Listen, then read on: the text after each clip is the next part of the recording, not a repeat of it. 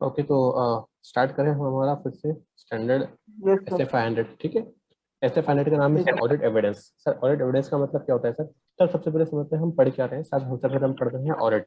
Audit का मतलब क्या है सर? हमें ऑडिट करना है, ऑडिट ऑफ फाइनेंशियल स्टेटमेंट। हमें फाइनेंशियल स्टेटमेंट के हर एक आइटम को चेक करना है। हमें ये पता करना है कि क्या फाइनेंशियल स्टेटमेंट का हर एक आइटम क्या एज पर एप्लीकेबल एफआरएफ बना है या नहीं बना। तो सर ये पता करने के लिए हमें क्या चाहिए सर? एविडेंस चाहिए। ऐसे एविडेंस चाहिए, ऐसी इन्फॉर्मेशन चाहिए जिसके बेसिस पे हम क्या करेंगे? चेक करेंगे कि क्या फाइनेंशियल स्टेटमेंट का हर एक आइटम एज पर एफआरएफ बना है या नहीं बना, क्या वो ट्रू एंड फेयर व्यू दे रहा है नहीं दे रहा। तो सर ऐसी इन्फॉर्मेशन जिसके बेसिस पर ऑडिटर ये बोलेगा कि हाँ सर, जो फाइनेंशियल स्टेटमेंट्स है ये एज पर एप्लीकेबल एफआरएफ बने हैं, या ऑडिटर ये बोलेगा कि sir financial statement as per FRF नहीं बने। जो भी ओपिनियन वो देगा उसके ऊपर बेस रहेगा। मतलब ऑडिट एविडेंस के बेसिस पे ही वो ऑडिट ओपिनियन बनाएगा, अपनी कंक्लूजन ड्रॉ करेगा। फॉर एग्जाम्पल सर, हमने जब पढ़ा था एसए 230 तब हमने ये दिखा था एग्जाम्पल। स्क्रीन दिख रहा है सबको? Yes sir. Excel Excel show किया मैंने, दिखा? Yes sir. ठीक है। तो सर हमने क्या किया था, जब हम एसए 230 पढ़ रहे थे तो हमने देखा था कि सर हमें क्लोजिंग स्टॉक को चेक करना है। ठीक, क्लोजिंग स्टॉक को चेक करने के लिए हमने क्या किया था सर? सबसे पहले प्रोसीजर लगाई थी, हमने उसका फिजिकल वेरिफिकेशन किया था। देन फिजिकल वेरिफिकेशन हमने बोला इसके हम बोलते हैं ऑडिट प्रोसीजर। फिजिकल प्रोसीजर लगाने के बाद हमें ये पता चला, हमें ये एविडेंस मिला कि स्टॉक एग्जिस्ट करता है, वो गुड कंडीशन में है। हमने क्लोजिंग स्टॉक का टर्नओवर रेशियो कैलकुलेट किया एनालिटिकल प्रोसेस लगा के, तो ये पता चला कि जो स्टॉक रेशियोज हैं वो नॉर्मल रेंज में है। तीसरा हमने क्या किया सर? ऑडिट प्रोसीजर लगाई और स्टॉक रजिस्टर को एग्जामिन किया, तो हमें ये पता चला, हमें ये एविडेंस मिला कि सर स्टॉक रजिस्टर जो है वो भी प्रॉपर्ली मेंटेन है। चौथा हमने उसका वैल्यूएशन भी चेक किया, तो हमें ये पता चला, हमें ये एविडेंस मिला कि सर जो वैल्यूएशन है वो भी प्रॉपर है। और ये जो हमें एविडेंस मिला, जो हमें इंफॉर्मेशन मिली, इस बेसिस पे हमने ये कंक्लूजन ड्रॉ किया था कि सर जो स्टॉक है, क्लोजिंग स्टॉक, वो एज पर एप्लीकेबल एफआरएफ बना है और ये ट्रू एंड फेयर व्यू दे रहा है। क्लियर है? तो सर ऐसी इंफॉर्मेशन जिसके बेसिस पे हम इस कंक्लूजन पे पहुंचते हैं कि सर हमारा जो ओपिनियन है वो, जिस इंफॉर्मेशन के बेसिस पे हम अपने ओपिनियन पे पहुंचते हैं, हम अपनी कंक्लूजन पे पहुंचते हैं। कंक्लूजन किस बात का? कि जो हमारे फाइनेंशियल स्टेटमेंट है क्या वो एज पर एप्लीकेबल एफआरएफ बने हैं या नहीं बने, क्या वो एज पर एफआरएफ है या नहीं है। दूसरा, क्या उसमें कोई मटेरियल मिसस्टेटमेंट है या नहीं है। तो इस इंफॉर्मेशन को हम क्या बोलते हैं सर? Audit evidence. क्लियर है? Debashish, Prabhat, yes sir. Gaurav, Ritu? Yes sir, clear. ठीक है, ओके। तो सर दूसरा हमने पढ़ा था ऑडिट एविडेंस, ये हमने समझ लिया क्या होता है। सर हमने ये पढ़ा था सर, ऑडिटर क्या करता है जब भी ऑडिट प्रोसीजर लगाता है तो दो तरह के प्रोसीजर लगाता है। पहला, एज पर एस 315 एक होता है risk assessment procedure. Risk assessment procedure का मतलब होता है सर कि ऑडिटर ने एंटिटी को समझने के लिए और उसके एनवायरमेंट को समझने के लिए जो ऑडिट प्रोसीजर लगाई, जिसके बेसिस पे क्या करेगा? रिस्क ऑफ मटेरियल मिसस्टेटमेंट को आइडेंटिफाई एंड असेस करेगा। उस प्रोसीजर को बोलते हैं रिस्क असेसमेंट प्रोसीजर। इसके अंदर क्या होता है सर? हम एंटिटी को समझते हैं, इसमें इंक्वायरी, इंस्पेक्शन, एनालिटिकल प्रोसीजर्स, ये तीन चार चीजें इंक्लूडेड होती है रिस्क असेसमेंट प्रोसीजर में। दूसरा सर होता है ऑडिट प्रोसीजर, वो होता है फर्दर ऑडिट प्रोसीजर। इसमें दिख रहा है ना? नोट दिख रहे हैं सबको? Yes sir. ठीक है। फर्दर ऑडिट प्रोसीजर होता है, फर्दर ऑडिट प्रोसीजर का मतलब सर जो हमने रिस्क असेस किया उसके हिसाब से ऑडिटर अपनी ऑडिट प्रोसीजर डिजाइन करेगा। रिस्क ज्यादा होगी तो ज्यादा ऑडिट एविडेंस गैदर करना रहेगा, रिस्क कम होगी तो कम ऑडिट एविडेंस गैदर करना रहेगा। तो सर उस तरह के प्रोसीजर डिजाइन करने को हम बोलते हैं फर्दर ऑडिट प्रोसीजर। तो जो फर्दर ऑडिट प्रोसीजर है वो भी दो तरह की होती है। एक होता है टेस्ट ऑफ कंट्रोल, जिसे हम कंप्लायंस प्रोसीजर भी बोलते हैं। जो टेस्ट ऑफ कंट्रोल होता है उसके अंदर ऑडिटर क्या चेक करता है? जो हमारे इंटरनल कंट्रोल्स है उनकी इफिशियंसी एंड इफेक्टिवनेस। दूसरा होता है substantive audit procedure. Substantive audit procedure का मतलब जो फाइनेंशियल स्टेटमेंट के असर्शन वगैरह को चेक करने के काम आता है, हर एक आइटम को चेक करने के काम आता है। इसमें दो बात आती है। पहला होता है एक तो टेस्ट ऑफ डिटेल्स, जिसमें हम vouching, verification, account balance, disclosure, वो सब चेक करते हैं। दूसरा आता है एनालिटिकल प्रोसीजर, जिसके अंदर हम क्या करते हैं? रेशियो एनालिसिस करते हैं, ट्रेंड एनालिसिस करते हैं, रिलेशनशिप का एनालिसिस करते हैं, फाइनेंशियल नॉन फाइनेंशियल डेटा के बीच एनालिसिस करते हैं। तो दो तरह की ऑडिट प्रोसीजर लगाता है। तो सर ये जो ऑडिट प्रोसीजर लगाता है यही ऑडिट प्रोसीजर काम आती है ऑडिट एविडेंस गैदर करने के लिए। ठीक सर, ये जो ऑडिट प्रोसीजर होती है इनको लगाने के लिए कुछ असिस्टिंग ऑडिट प्रोसीजर होता है, क्योंकि ये होता है फॉर एग्जांपल अगर वो टेस्ट ऑफ डिटेल कर रहा है, हर एक ट्रांजेक्शन को चेक कर रहा है, तो उसे कुछ ऑडिट प्रोसीजर लगानी पड़ेगी जिसे हम बोलते हैं असिस्टिंग ऑडिट प्रोसीजर। वो क्या क्या होती है सर? इसका हमने एक नियमन बनाया था, ICAI रे। आई का मतलब होता है इंक्वायरी, सी का मतलब होता है कंफर्मेशन, एक्सटर्नल कंफर्मेशन, ए का मतलब होता है एनालिटिकल प्रोसीजर, आई का मतलब होता है इंस्पेक्शन, आर का मतलब था रीपरफॉर्मेंस एंड रिकैलकुलेशन। क्लियर है सबको? Yes, sir. सर इंक्वायरी का इंस्पेक्शन का मतलब क्या होता है सर? इंस्पेक्शन का मतलब जो भी बुक्स होती हैं, जो रिकॉर्ड्स होते हैं, डॉक्यूमेंट होते हैं, जो भी कॉन्टेक्ट्स होते हैं, उनको एग्जामिन करना।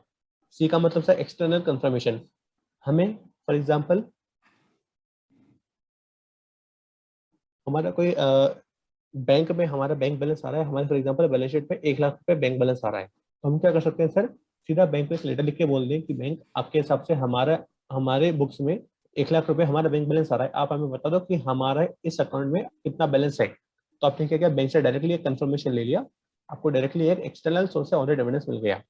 फिर उसके बाद एक का एनालिटिकल प्रोसेस का मतलब क्या था sir? Financial and non financial data के बीच रिलेशनशिप को एनालिसिस करना। आई का मतलब इंक्वायरी, इंक्वायरी का मतलब क्या था? मैनेजमेंट से या मैनेजमेंट में जो भी नॉलेजेबल पर्सन है जिनको किसी बात के बारे में इंफॉर्मेशन है, उससे इंफॉर्मेशन इंक्वायर करना। ठीक, लेकिन ये इंपॉर्टेंट था कि inquiry alone does not provide sufficient and appropriate audit evidence. ये आपके लिए एमसीक्यू आ सकता है। Inquiry alone ordinarily does not provide sufficient audit evidence of absence of material misstatement at assertion level. ठीक, तो सर उसके बाद था सर आपका आर का मतलब रिकैलकुलेशन। रिकैलकुलेशन आपका मैथमेटिकल एक्यूरेसी के लिए काम आता है। एंड देन उसके बाद था रीपरफॉर्मेंस। रीपरफॉर्मेंस का मतलब है सर जो भी प्रोसेस है, अगर आप खुद से उस प्रोसेस को परफॉर्म कर लो। फॉर एग्जांपल आपका एंटिटी बोल रहा है कि सर हमारी एंटिटी में कोई भी सेल्स की एंट्री बिना सेल्स ऑर्डर के नहीं होती। आपने क्या किया? बिना सेल्स ऑर्डर के एक एंट्री डाल के चेक किया। सर आपने क्या किया? रीपरफॉर्म किया सो दैट आप एक अच्छे ऑडिट एविडेंस गैदर कर सको। तो सर ये कुछ ऑडिट प्रोसीजर्स हैं। ठीक, तो आपने ऑडिट प्रोसीजर को समझ लिया क्या क्या होती है। ठीक, सर जो ऑडिट एविडेंस होते हैं, अब उसके बारे में बात करते हैं। ऐसे 500 का नाम क्या है सर? Audit evidence. ठीक, ऑडिट एविडेंस इसका मतलब समझ लिया सर। ऑडिट एविडेंस दो तरह के होते हैं। एक होता है डिपेंडिंग अपॉन द नेचर, शायद वो कहीं से डिस्टर्बेंस आ रहा है। ठीक है सर, जो ऑडिट एविडेंस होते हैं डिपेंडिंग अपॉन द नेचर भी होते हैं। सर डिपेंडिंग अपॉन नेचर भी 2 तरह के होते हैं। पहला 3 तरह के होते हैं। पहला विजुअल, जो आप देख के पता कर सकते हो। ओरल, जो आपको ओरली मिलता है, फॉर एग्जाम्पल इंक्वायरी में आपको मिलता है। डॉक्यूमेंट्री, मैनेजमेंट ने कोई आपको रिटर्न चीज दिया, फॉर एग्जाम्पल रिटर्न रिप्रेजेंटेशन दे दिया। ठीक, सोर्स पर डिपेंड करता है सर। दो तरह के होते हैं। एक तो इंटरनल सोर्स से जो मिलता है, एंटिटी के अंदर से मिलता है। फॉर एग्जाम्पल एंटिटी ने आपको फिक्स्ड एसेट का रजिस्टर दे दिया। ठीक, एंटिटी ने आपको रिलेटेड पार्टी के ट्रांजेक्शन के बारे में इन्फॉर्मेशन दी कि सर ये हमारे रिलेटेड पार्टीज हैं, तो होगा इंटरनल। दूसरा होता है एक्सटर्नल। एक्सटर्नल का मतलब होता है सर जो आपको बाहर की पार्टी से मिलते हैं। फॉर एग्जाम्पल एक्सटर्नल कंफर्मेशन हो गया आपको, फॉर एग्जाम्पल आपने किसी थर्ड पार्टी से कंफर्मेशन मांगा। ठीक, तो सर आपको ये बोला है स्टैंडर्ड में अपने एसए 200 पढ़ा था, तो हमने पढ़ा था कि सर एसए 200 की रिक्वायरमेंट क्या थी सर? देवाशीष, एसए 200 की 5 रिक्वायरमेंट थी, बताओगे आप मुझे? हेलो देवाशीष। और एक तो एथिकल रिक्वायरमेंट थी, हाँ हाँ बोलो भाई। प्रोफेशनल जजमेंट, करेक्ट है। प्रोफेशनल स्केप्टिसिज्म ठीक है। और Professional sufficient and competence appropriate and audit. हाँ, compliance with standard for auditing and sufficient and appropriate audit evidence. Auditor को क्या बोला है एसए 200 में? एसए 200 हमारा सबसे एक बेसिक स्टैंडर्ड है जो आपको गाइडेंस देता है कि भाई हमारा काम क्या है। उसमें आपका काम क्या था सर? आपको sufficient and appropriate audit evidence gather करना था। सर सफिशिएंट का मतलब होता है क्वांटिटी, मतलब आपको सफिशिएंट क्वांटिटी में ऑडिट एविडेंस लेना है। उससे जो क्वांटिटी होती है वो भी कई तरह के फैक्टर से अफेक्टेड होती है। सर अगर आपका एंटिटी का risk of material misstatement high है तो आपको ज्यादा क्वांटिटी में ऑडिट एविडेंस लेना होगा। अगर आपका रिस्क ऑफ मटेरियल मिसस्टेटमेंट कम है तो आपको कम लेना होगा। कम लेना कम होगा। होगा। ठीक सर, अगर आपकी ऑडिट एविडेंस बहुत अच्छा है, बहुत अच्छी क्वालिटी का है, तो आपको ऑडिट एविडेंस की क्वांटिटी कम चाहिए, ज्यादा चाहिए? कम। कम चाहिए। ठीक, तो सर आपको सफिशिएंट भी लेना है। दूसरा आपको एप्रोप्रिएट भी लेना है सर। एप्रोप्रिएटनेस का मतलब क्या था सर? उसकी क्वालिटी का मतलब था। एप्रोप्रिएटनेस का मतलब क्वालिटी, और क्वालिटी में भी 2 बात आती है, एक तो होता है रिलायबल एंड रेलेवेंट। ठीक, रेलेवेंट का मतलब है जो भी इंफॉर्मेशन आपको चाहिए वो लॉजिकल होना चाहिए, उसका लॉजिकल कनेक्शन होना चाहिए उस चीज के साथ। फॉर एग्जाम्पल अगर आप ट्रेड पेबल्स हैं, जो हमारे अकाउंट पेबल हैं, उसके ओवर वैल्यूएशन या ओवर स्टेटमेंट के बारे में अगर आप चेक करोगे तो आप क्या करोगे? जो भी अंडरलाइंग रिकॉर्ड्स है उसके इनवॉइसेज हैं, हर एक इनवॉइस लेवल पर हर एक आइटम को चेक करोगे। लेकिन अगर आप ऑन द कॉन्ट्ररी अगर आप ट्रेड पेबल्स के अंडर स्टेटमेंट को चेक कर रहे हो या उसको कम बैलेंस रिप्रेजेंट किया है, तो सर आप इनवॉइस वगैरह चेक करके पता नहीं कर सकते। क्यों? क्योंकि सर बहुत सारे इनवॉइसेस क्या होता है मैनेजमेंट ने जला के फेंक दिया बाहर। फॉर एग्जाम्पल आपका 1 लाख का ट्रेड पेबल था, एंटिटी ने 90,000 की बुकिंग की है, आप अगर इन्वॉइस लेवल पे चेक करोगे, हर एक आइटम को आप चेक करोगे इन्वॉइस के साथ, तो सर आपको ऑब्वियसली 10,000 रुपए के इन्वॉइस मिलेंगे ही नहीं, क्योंकि एंटिटी हो सकता है इन्वॉइस को दिला कैसे कहीं आपको बताया नहीं, तो आप पकड़ नहीं पाओगे। लेकिन सर अगर आपको जो अंडर स्टेटमेंट है उसको आप कैसे पकड़ सकते हो, आप क्या करो, ईयर एंड के बाद में अगर एंटिटी ने कोई सब्सिक्वेंट पेमेंट किया है किसी को, फॉर एग्जाम्पल एंटिटी ने एक अनस्पेसिफाइड कैश पेमेंट किया है, या कुछ ऐसे पेमेंट जा रहे हैं बैंक स्टेटमेंट में जिसका कोई लिंक नहीं मिल रहा आपने को, हो सकता है वो ऐसे ट्रेड पेबल्स के बारे में हो जो एंटिटी ने शो नहीं किया। ठीक, तो सर आप जो भी ऑडिट एविडेंस ले रहे हो वो रिलेवेंट होना चाहिए, उसका लॉजिकल कनेक्शन होना चाहिए जो भी इंफॉर्मेशन है उसके साथ। दूसरा, आपका जो ऑडिट एविडेंस है वो रिलायबल होना चाहिए। रिलायबल का मतलब सर वो भरोसे के लायक होना चाहिए। सर जो रिलायबिलिटी होती है वो भी उसके सोर्स से, उसके नेचर से एंड सर्कमस्टांसेस से अफेक्ट होती है। फॉर एग्जांपल सर अगर आपका जो ऑडिट एविडेंस है वो एक्सटर्नल सोर्स से मिलता है rather than इंटरनल सोर्स, तो सर ज्यादा रिलायबल कौन सा होगा? एक्सटर्नल। एक्सटर्नल सोर्स वाला। सर अगर आपको कोई ऑडिट एविडेंस है वो डॉक्यूमेंट्री फॉर्म में मिलता है और दूसरा ओरल मिलता है, तो सर दोनों में से क्या ज्यादा रिलायबल है? डॉक्यूमेंट। डॉक्यूमेंटरी। सर अगर आपको एक ऐसा ऑडिट एविडेंस है डॉक्यूमेंट्री वो वाला। आपको इंटरनली जनरेट हुआ है जहाँ पे इंटरनल कंट्रोल एफिशिएंट है, ठीक। दूसरा, आपको ऐसा ऑडिट एविडेंस मिला है जहाँ पे इंटरनल कंट्रोल कम इफेक्टिव है, कौन सा ज्यादा आपके लिए ज्यादा रिलायबल होगा? ज्यादा इफेक्टिव है। इफेक्टिव। ठीक, क्लियर है? नॉट रिलायबल होगा। ठीक है, तो सर इन ये कुछ फैक्टर्स हैं जिससे आपकी ऑडिट एविडेंस की रिलायबिलिटी अफेक्टेड होती है। ठीक, उसके बाद हमने पढ़ा था सर कि ऑडिटर स्टैंडर्ड के अंदर मेन जो बातें बोली है, 3 बातें बोली है सर। ऑडिटर को क्या करना है? डिजाइन एंड परफॉर्म करना है audit procedure to obtain sufficient and appropriate audit evidence. Sir हमने ऑडिट प्रोसेस को पढ़ लिया। फर्दर ऑडिट प्रोसेस थी सर 2 तरह की, control, test of control and substantive audit procedure. इसके अलावा कुछ असिस्टिंग ऑडिट प्रोसीजर भी थी, वो भी हमने पढ़ लिया। ठीक, उसके अलावा सर हमने देख लिया कि सर हमारा जो ऑडिट एविडेंस होना चाहिए it should be sufficient in quantity, वो हम ऑलरेडी समझ चुके हैं। दूसरा, यहाँ पे रिलायबल एंड रिलेवेंट भी होना चाहिए, उसको यहाँ पे थोड़ा डिटेल में समझाया गया है। तीसरा सर ये चीज जो बोलता है वो बोलता है कि सर अगर जो हमारा ऑडिटर है वो किसी दूसरे के काम को यूज कर रहा है, 2 लोगों का यहाँ पे काम किया है, फॉर एग्जाम्पल अगर ऑडिटर मैनेजमेंट का एक्सपर्ट है, उसके काम को as a audit evidence use कर रहा है, तो उस केस में आपको क्या करना है सर? सबसे पहले आपको क्या करना पड़ेगा, उस मैनेजमेंट के जो एक्सपर्ट है उसकी कॉम्पिटेंस, कैपेबिलिटी एंड ऑब्जेक्टिविटी को परखना पड़ेगा। आपको ये देखना पड़ेगा कि क्या जो बंदा है क्या उसके पास सफिशिएंट क्वालिफिकेशन है या नहीं है, उसके पास सफिशिएंट एक्सपीरियंस है या नहीं है, जो काम हमें चाहिए उसके बारे में, क्या वो बंदा इंडिपेंडेंटली काम कर रहा नहीं कर रहा। इस चीज को आप कैसे पता कर सकते हैं? आप उस बंदे के साथ मीटिंग कर सकते हैं, उसके साथ डिस्कशन कर सकते हैं।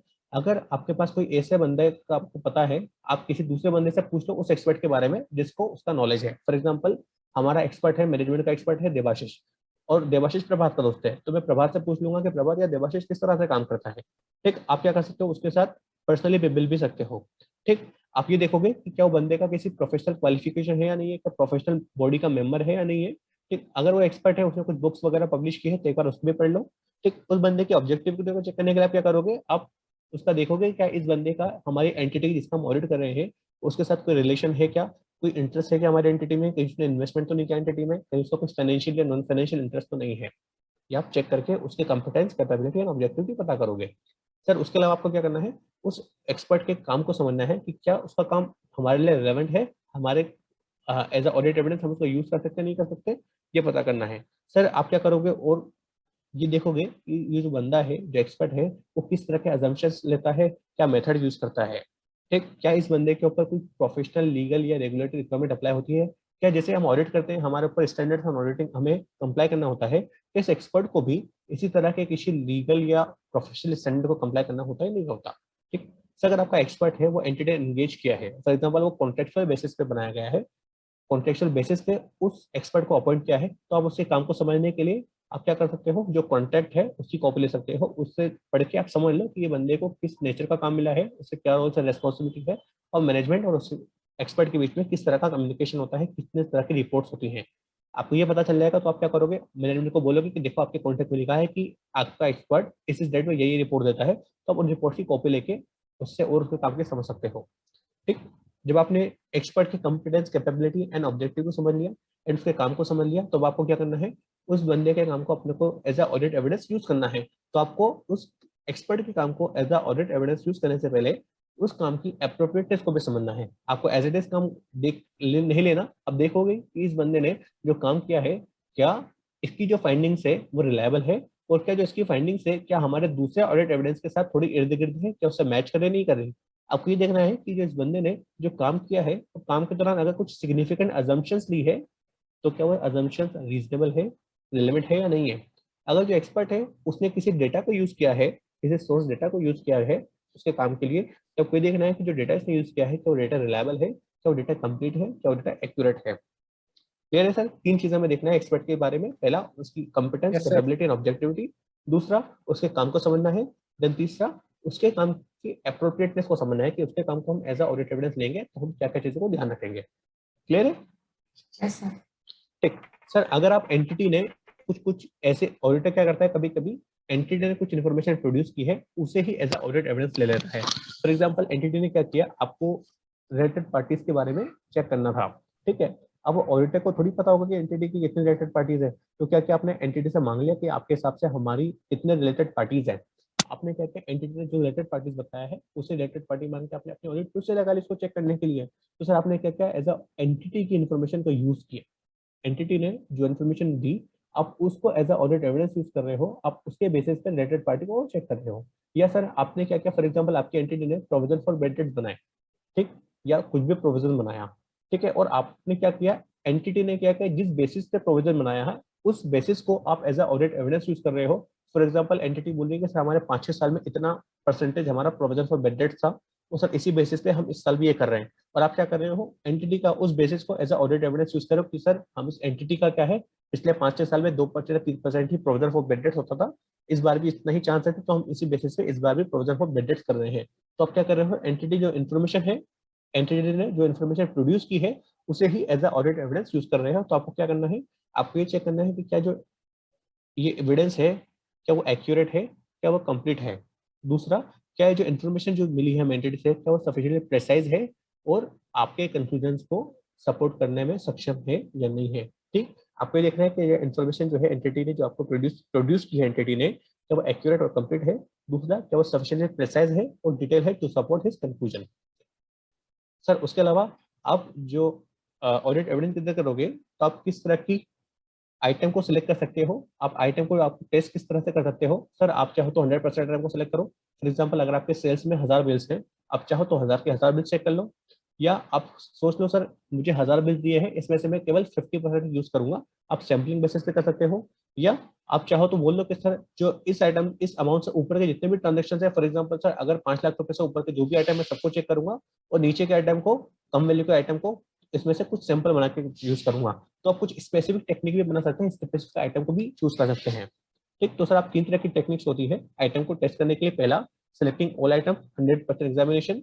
दूसरा, स्पेसिफिक आइटम को सिलेक्ट कर सकते हो, फॉर एग्जांपल आप हाई वैल्यू के आइटम को सिलेक्ट कर लो, छोटे आइटम को छोड़ दो। तीसरा, आप ऑडिट सैम्पलिंग भी कर सकते हो। ठीक सर, अगर आपको ऐसे ऑडिट एविडेंस मिल रहे हैं जो एक सोर्स से ऑडिट एविडेंस मिला कुछ और बोल रहा है, दूसरे सोर्स से ऑडिट एविडेंस मिला वो कुछ और बोल रहा है, यानी दो ऐसे ऑडिट एविडेंस मिले हैं जो एक दूसरे से इनकंसिस्टेंट है, या आपको लगता है कि जो इन्फॉर्मेशन मैं यूज कर रहा हूँ एज अ ऑडिट एविडेंस वो अनरिलायबल है या उसे डाउट आ रहा है, तो आप क्या कर सकते हो, आप ऑडिट प्रोसीजर परफॉर्म करोगे तो रिजॉल्व द मैटर। आपको ये ध्यान रखना है कि आप और अल्टरनेट ऑडिट प्रोसीजर परफॉर्म करो, सो दैट ये जो डाउट आ रहा है या जो इनकंसिस्टेंसी आ रही है इसको आप रिमूव कर सको।